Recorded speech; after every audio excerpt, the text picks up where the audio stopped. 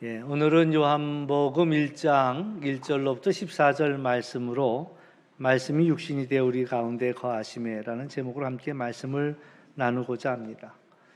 우리 위에 아기 예수님이 오신 이 성탄절, 우리 모두에게 하나님이 주신 그런 기쁨이 충만하시길 주의 이름으로 축원합니다.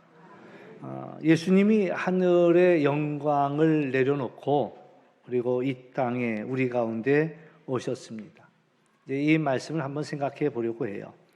누구나 좋은 것을 보면 그것에 여기서 계속 살았으면 참 좋겠다 이런 생각을 갖게 되죠. 베드로가 변화산에 올랐을 때 놀라운 장면을 목격합니다. 그래서 엘리야도 나타나고 또 모세도 나타나고 예수님과 이야기하는 그 아름답고도 영광스러운 장면을 보았을 때 예수님께 그런 얘기를 해요.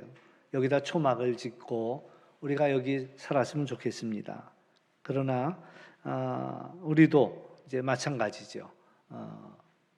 좋은 곳에 가게 되면 또 굉장히 멋진 곳에 가게 되면 우리도 여기다가 오랫동안 머물렀으면 좋겠다. 이런 것이 아마 우리의 마음일 거다.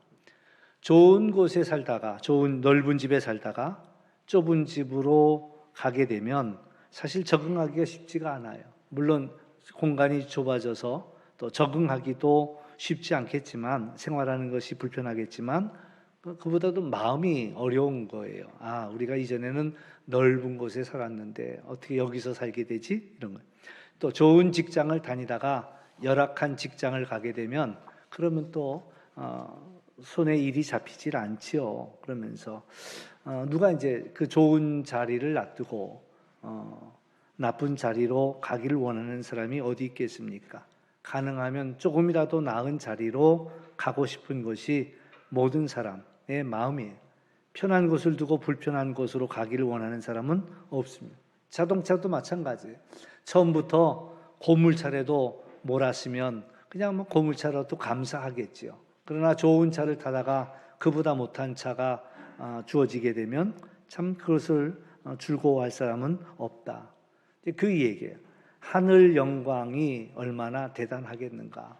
우리가 아무리 하늘나라를 생각하려고 해도 우리의 머리로는 상상할 수가 없는 그러한 무엇으로도 형용할 수 없는 그래서 우리는 정말 하나님 나라를 예수님께서 우리에 오셔서 하나님 나라 이야기를 들려주지만 우리가 알아듣는 이야기는 꼭 장님이 코끼리를 만지듯이 그 부분적으로만 우리는 하나님 나라를 그려볼 수 있다라는 그런 이야기죠.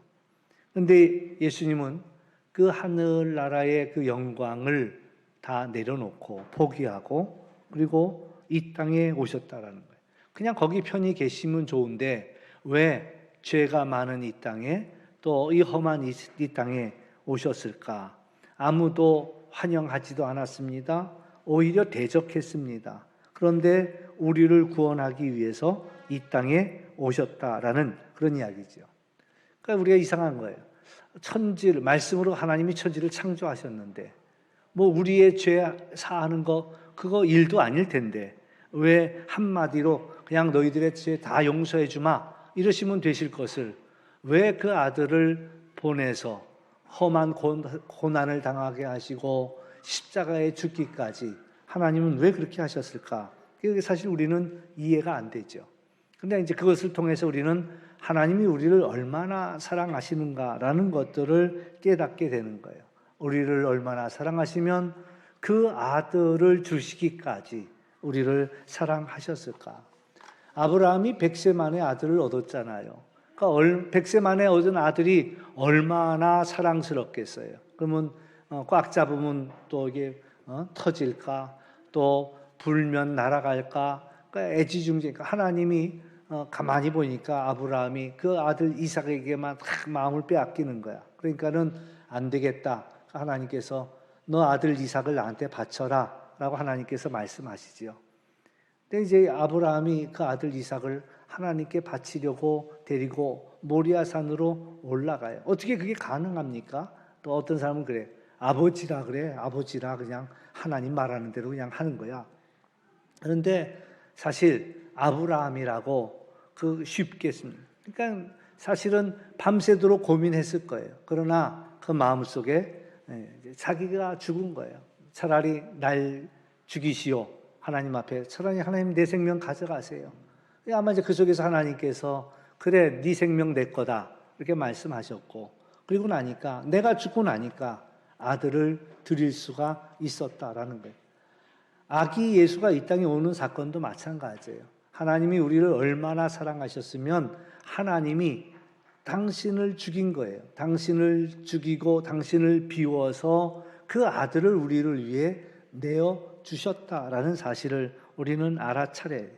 사실 예수님께서 이 땅에 오실 때 그것은 가장 값비싼 대가를 치르고서 우리를 구원하신 사건이다라는 그런 이야기죠. 값없는 사랑은 사랑이 아닙니다.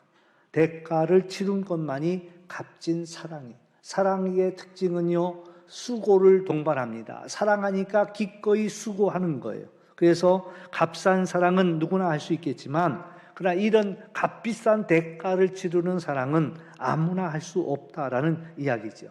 물론 세상의 사랑도 아름답습니다. 그러나 세상의 그 사랑은 한계가 있다라는 이야기고요. 그것은 적어도 자기가 손해보지 않는 범위에서 사랑하는 거예요. 이제 대표적인 사건을 꼽아본다면 요나 이야기를 꼽을 수가 있죠. 요나가 하나님의 말씀에 불순종해갖고 다시스로 가는 배를 타고 가다가 풍랑을 만납니다. 사람들이 영문을 모르는 거예요. 웬 풍랑이 우리에게 일어났을까? 그래서 사람들을 다 찾아다니면서 이게 무슨 일인지 아느냐. 근데 아무도 얘기가 없으니까 심지를 뽑았죠. 심지를 뽑다 보니까 요나가 뽑힌 거예요. 그러니까 요나한테 물어요. 너한테 무슨 일이 있었느냐? 그러니까 요나가 그제서야 이실직고하지요. 사실 하나님께서 나더러 저 니느웨 땅에 가라고 했는데 가지 않고 내가 지금 도망가는 바람에 이 풍랑이 왔다. 그러니까 우리가 어떻게 하랴? 그러니까 요나가 얘기합니다. 나를 차라리 바다에다 던져라. 그러면은 풍랑이 잔잔해질 것이다. 근데 사람들이 당장 요나를 잡았고 바다에 던지지 않았어요. 우리가 어떻게 그렇게 해? 우리가 함께 마음을 모으고 최선을 다하면 아마 이 풍랑을 우리가 헤치고 갈 수 있지 않을까. 그리고 나서는 자기들이 할 수 있는 최선을 다합니다. 그런데도 풍랑이 잔잔해지지 않는 거예요. 자기들이 가지고 있는 배를 가볍게 하기 위해서 자기들이 가지고 있는 짐을 바다에 던지기도 했습니다. 그러나 또 풍랑이 잔잔해지지 않는 거예요.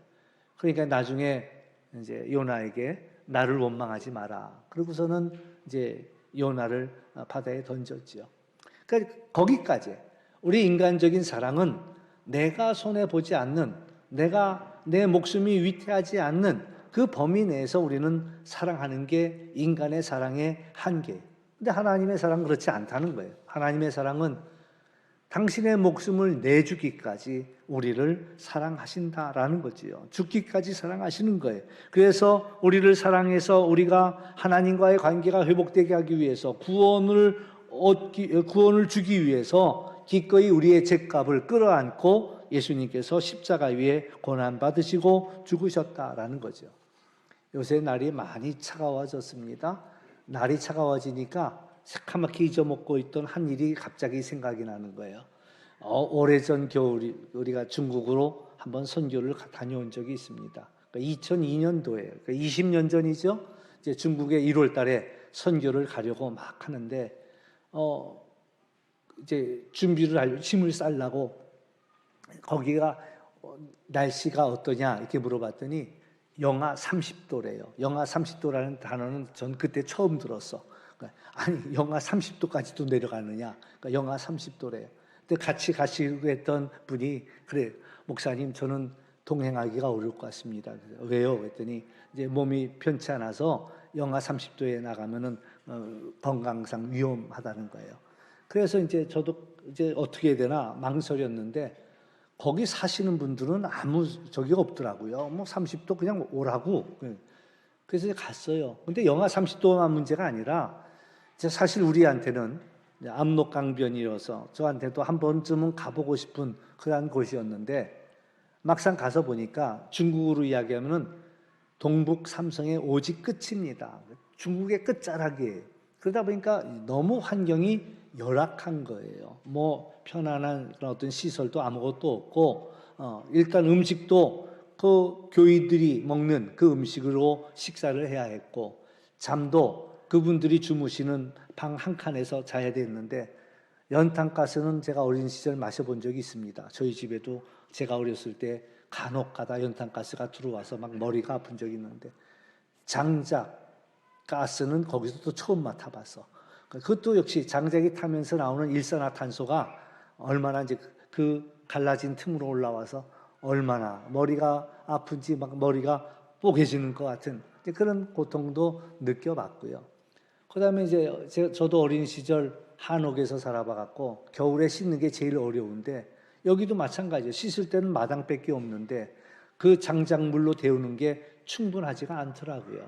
그러니까는 세수하라고 고양이 세수하라고 물 요만큼 주는 거 그거 갖고 이제 세수한 거예요. 이제 머리도 못 감고 그리고 이제 집에 올 때 되니까 같이 갔던 선교사님이 그래도 시내로 데리고 가서 사우나가 데리고 가더라고요. 그래서 사우나에 딱 데리고 가서 보니까 뜨끈한 물이 있길래 보니까 막 무슨 녹차로 그냥 끓여놓은 것 같은 탕이 있어. 얼른 들어가려고 했더니 못 들어가게 저를 잡더라고요. 저거 녹차 아닙니다. 뭐예요? 떼국물입니다. 중국 사람들은 목욕을 안 해요. 왜 목욕을? 때를 닦으면은 복이 나간다고 생각을 해갖고 목욕을 안 한대 이 사람들은요. 그러니까 이제 거기 들어갔다가는 그게 나는 녹차탕인 줄 알았는데 아니래. 저 물 빼지를 않는다는 거예요. 1년 내내 그 물을 그냥 둔다는 거예요. 이제 그리고 이제 그냥 샤워만 하고 나오라고 해서 정말 그 속에 들어가서 몸을 녹이고 싶은 사람이 굴뚝 같았는데 그냥 샤워만 하고 나왔던 이제 그런 일들이 있죠. 누가 선교하러 갈 수 있는가 이 생각을 해보면요. 하나님의 사랑을 이렇게 경험한 자들이 그 하나님의 사랑을 전하기 위해서 선교지도 가더라라는 거예요. 사실 우리 교회도 미얀마에 선교사가 나가 있습니다. 인도에도 선교사가 나가 있습니다. 몽골에 사는 이는 몽골 사람이니까 뭐 그렇다 치더라도. 근데 어떻게 미얀마를 얼마나 알기에 미얀마로 가겠어요?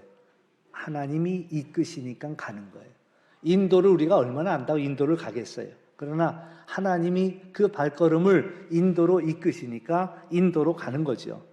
이제 선교하러 가려고 하면 사람들이 그래요. 아유, 돈이 있어야 선교하지요. 내지는 아유, 저는 선교하고 싶어도 시간이 없어요. 이제 그렇게 이야기해요. 근데 선교할 때 가장 필요한 거는 물질도 아닙니다. 또 시간도 아닙니다. 이제 가장 필요한 거는 하나님의 사랑이 있느냐. 그게 선교사들의 공통점이 그거더라고요. 하나님 앞에 너무나 큰 사랑을 받은 거예요. 이 사랑을 전하지 않고서는 견딜 수가 없는 것이 바로 이제 이 선교사들이 가지고 있던 그런 마음이더라라는 그런 이야기예요. 하나님이 나를 너무나 사랑해서 내가 하나님께 받은 사랑이 너무나 커서 내가 가만히 있을 수가 없는 거예요. 하나님의 사랑을 알지 못하는 사람들에게 어떻게 해서라도 이 사랑을 전해주고 싶고 나눠주고 싶은 그 마음이 그들에게 있더라라는 거죠. 인도는요 5월 달만 되어도 온도가 40도까지 올라간대요. 40도까지 올라가요. 40도가 되면은 어떤 일이 일어나는가? 우리가 감이 안 오잖아요. 40도가 되면 아스팔트 길에 그 아스팔트가 녹기 시작한다는 거예요. 우글우글 그냥 자동차가 지나간 바퀴자리가 날 정도로 녹아내리는 거예요. 거기에 에어컨도 없습니다. 에어컨도 없고 선풍기로 그 여름을 나야 돼요. 근데도 그걸 알고도 거기로 가더라. 이런 이야기예요. 미얀마 땅은요 코로나 물론 인도도 마찬가지지만 코로나가 아직도 끝나지 않았을 뿐, 그건 사실 일도 아니고, 이제 뭐가 문제냐면, 아직 전쟁 중입니다. 내전을 하고 있어요. 지금도 시내에서 곳곳에서 총소리가 들린단 말이에요. 내전을 치르고 있는. 그런데도, 그러면 전쟁이 나면 사실 도망 나와야죠. 남의 나라에 전쟁이 일어났는데, 왜 거기 있어요? 나와야 정상이지요. 그런데 이제 지난번에도 우리 조혜한 선교사가 나왔다가 이제 코로나로 또 나왔다가 거기에 문이 닫혀서 못 들어갔거든요. 근데 이제 하나 둘 들어가도록 문이 열리니까 들어가겠다는 거예요. 그래서 제가 말렸죠. 왜 들어가려고 그래? 그랬더니 목사님 여기 있는 게 마음이 편하지 않아요. 아니 자기네 나라에 있는데 자기가 마음이 편하지 않다는 거야. 내가 있어야 할 자리는 저기 미얀마에 가 있어야 될 것 같다. 그러면서 길을 쓰고 가더라고요. 그래서 참 선교지라는 곳이요, 한번 다녀올 곳이라면 다녀올 만하죠. 며칠 갔다 오는 건 다녀올 만합니다. 그런데 문제는 선교지에서 산다라는 것은 사실 쉬운 일이 아니지요. 그래서 여러분들이 기도할 때마다 우리 선교사님들을 위해서 늘 그 기도를 잊지 말고 기도해야 합니다. 선교지는요, 첫째, 말이 달라요. 말이 달라요. 말이 다르다는 것은 말을 마음대로 편하게 할 수가 없잖아요. 여러분의 마음을 영어로 표현할 수 있겠냐 말이에요. 미얀마 말로 표현할 수 있겠냐 말이에요. 이게 어려워요. 근데 말이 다르다는 것은 사실 어떻게 보면 생각도 다르다라는 얘기예요. 그들의 생각도 다르고 습관도 다르고 풍습도 다르고 어려워요. 음식도 다릅니다. 기후도 다릅니다. 이제 선교지에서 고생하는 분들 오셔갖고 좀 맛있는 거 사드리겠다 그러면요, 이제 우리 옛날에 그 백방용 선교사가 오면은 내가 그 맛있는 거 사줄게, 고기라도 먹으러 가자 이러면은 못 먹는다는 거예요. 오랫동안 거기에서 미얀마 음식만 먹었기에 소화가 안 된다는 거예요. 그런 것들이요. 쌀도 그렇습니다. 이제 우리는 찹쌀 간혹가다 이제 그냥 쌀 먹다가 좀 힘 좀 실어보겠다고 찹쌀을 먹잖아요. 찹쌀 먹었다 동남아 사람들이 찹쌀 먹으면 큰일 납니다. 소화가 안 돼갖고. 우리가 먹는 쌀도 그들한테 그게 찹쌀 같은 거야. 우리가 먹는 쌀이. 여러분 들어보셨죠? 안남미, 알량미라고 그러는데, 알량미. 원래는 안남미. 그게 이제 저 베트남이나 중국 저 끝에 운남성에서 나오는 그 쌀이 그냥 바람만 불면 훅 날아가는 쌀. 이제 그것만 먹고 살았으니까 차진 쌀을 주면은 소화가 안 되는 거야. 먹지를 못하는 거야. 그러니까는 내가 맛있는 거 사줄게 말해. 그러면 그냥 잔치국수나 사줘. 이런다고. 왜? 그것만이 소화가 되니까. 오랫동안 살다 보면 그렇게 된 거예요. 뭐 우리는 춥지 않은데도 그냥 춥다고 그냥 잠바를 입고 와요. 그래서 아니 왜 그래 그랬더니 추워서 못 견딘다는 거죠. 그만큼 이제 음식도 다르고 기후도 다르고, 우리는 당연하게 누리는 것들이 있잖아요. 근데 선교지에서는 그 당연하게 누리질 못합니다. 우린 뭐 얼음, 시원한 물 얼마든지 우리는 마실 수 있잖아요. 그러나 얼음도 구하기 쉽지 않고 시원한 물도 구하기가 쉽지 않다. 없는 건 아니에요. 물론 있어요. 카페도 있고 뭐 컴퓨터 PC방도 있고. 그러나 우리가 생각하는 것만큼 쉽게 편하게 접근할 수 있는 것은 아니더라. 그러니까 조혜환 선교사가 이야기하는데 보니까 하루에 전기를 3시간 공급해 준다는 거예요. 하루에. 그러니까 3시간만 전기가 들어오고 나머지 21시간은 전기가 공급이 안 되는 거예요. 그때 막 배터리에 충전도 해두고 뭐 이렇게 되는데, 그러니 뭐 에어컨은 상상도 못하고 선풍기 돌리는 것조차도 굉장한 사치지요. 그러니까 우리는 전기를 없다고 생각한다면 우리는 상상할 수 없어요. 이 방 안에서도 전기가 없으면 불이 꺼지죠. 마이크가 안 되죠. 또 뭐 거의 우리 생활이 마비가 될 거예요. 전기가 없다면. 근데 이 선교지는 그와 같다라는 것이죠. 그러니까 당연한 것, 우리가 그거 다 내려놓지 않으면 선교지에서 산다라는 것은 상상도 할 수 없다. 그런데 하나님의 사랑이 그 모든 것들을 내려놓을 수 있게 하는 거예요. 하나님의 사랑이 그 모든 것들을 내려놓고 감사할 수 있게 하더라라는 거죠. 우리가 이제 선교지에 가는 애로사항을 이야기 드렸습니다. 예수님이 하늘의 영광을 내려놓고 이 땅에 오신다는 것은 그 이상이다라는 이야기죠. 죄 많은 우리 가운데로 오시고 우리들을 위해서 그 모든 것들을 다 내려놓으시고 우리 가운데 거하기 위해 오셨다라고 생각할 때 우리는 예수님의 그 은혜를, 그 사랑을 우리는 기억할 필요가 있다라는 이야기죠. 자기를 비워 이 땅에 오신 예수님, 인류의 모든 죄를 대속하기 위해 오신 예수님, 십자가에서 고난을 받고 죽으러 오신 예수님, 그를 하나님께서는 결국에는 높여서 하늘 보좌 우편에다가 두셨습니다. 예수님은 종의 모습으로 이 땅에 오셨지만 하나님께서는 죽음에서 살리시고 하늘 높이 올려 하나님 우편에 앉히셨다라는 거죠. 오늘 우리는 그 하나님의 사랑을 찬송해야 합니다. 우리를 찾아오신 하나님, 우리를 찾아오신 그 예수님, 얼마나 감사해요. 우리가 예수님께로 갈 수 있는 방법은 사실 없습니다. 그런데 예수님이 우리를 찾아오신 거예요. 우리를 찾아오신, 그것이 바로 복음이죠. 마구간이라도 내어주었을 때 아기 예수님이 거기서 태어나셨던 것처럼 우리 마음에 마구간이라도 주님을 향하여 열어놓을 때 주님은 기꺼이 우리를 찾아오신다라는 이야기예요. 더군다나 우리의 그러한 죄는 우리를 속박합니다. 우리는 죄가 우리를 얼마나 속박하는지를 아는 사람들도 있고 또 모르고 그냥 그게 당연한 줄 알고 살아가는 이들도 참 많아요.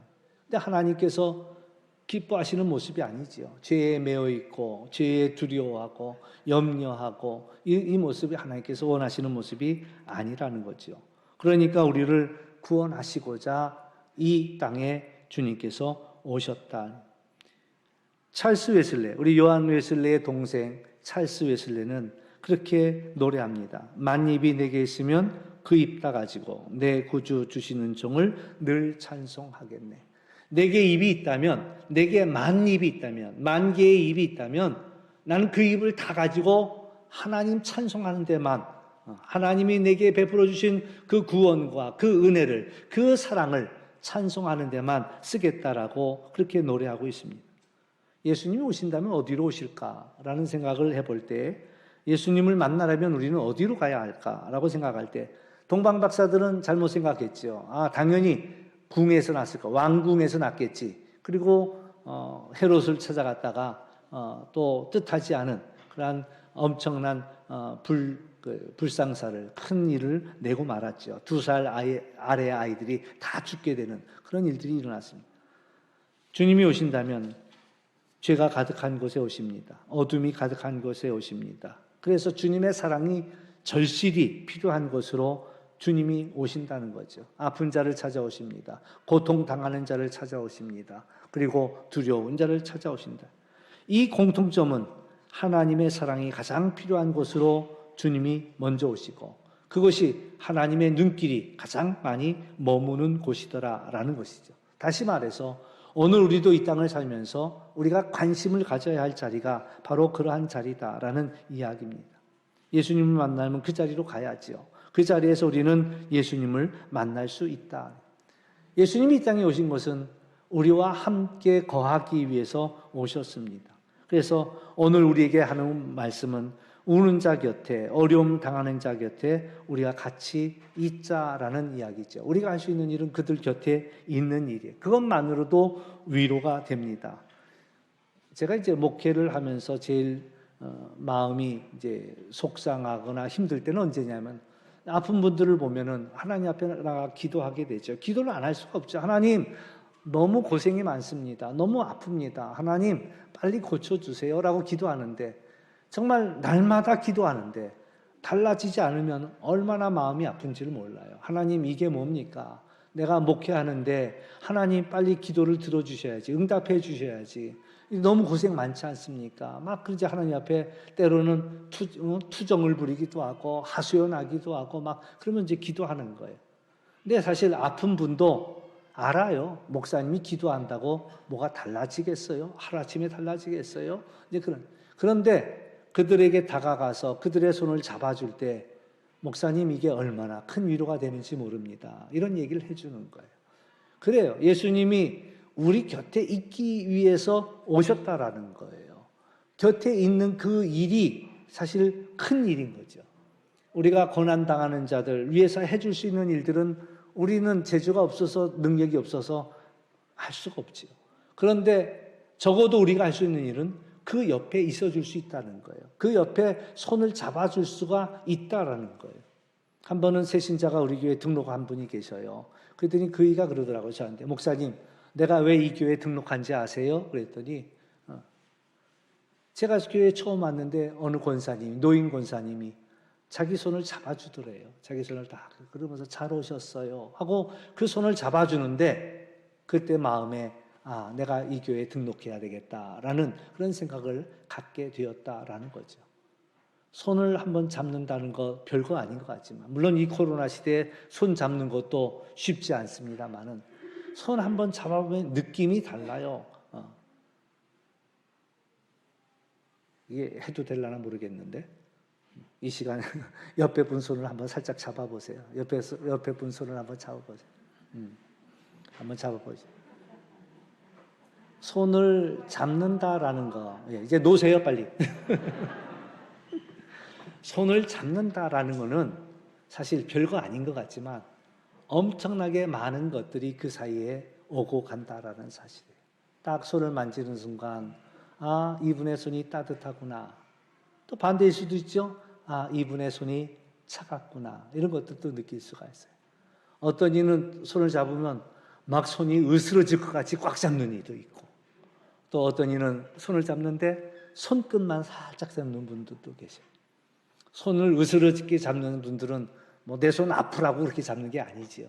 그 속에 얼마나 내가 당신 좋아해 그런 마음을 갖다가 있는 힘을 다해서 그냥 으스러져라 잡는 이런 분들도 계시고, 또 손끝만 살짝 잡는 분들은 혹시 마음에 신뢰가 될까 봐 조심스러워 갖고 그러면서 살짝만 이렇게 잡는 분들도 계시고, 그러니까 악수를 한번 하면서도 그 악수 하나가 그냥 악수로만 끝나는 것이 아니라 그 속에서 수많은 것들이 그냥 수많은 어떤 정보가, 수많은 어떤 사랑이 막 그 사이에 오고 가는 것들을 느끼는 거예요.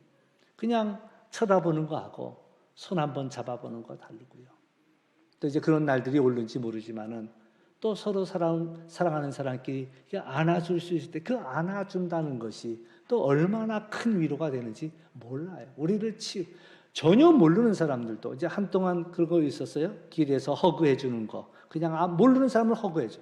모르는 사람을 허그해 주는데도 그 안아주는 그 일들을 통해서 그 사람의 여러 가지 힘들고 어려웠고 이런 것들이 눈 녹듯이 녹아내리는 그런 일들이 일어나더라라는 이야기죠.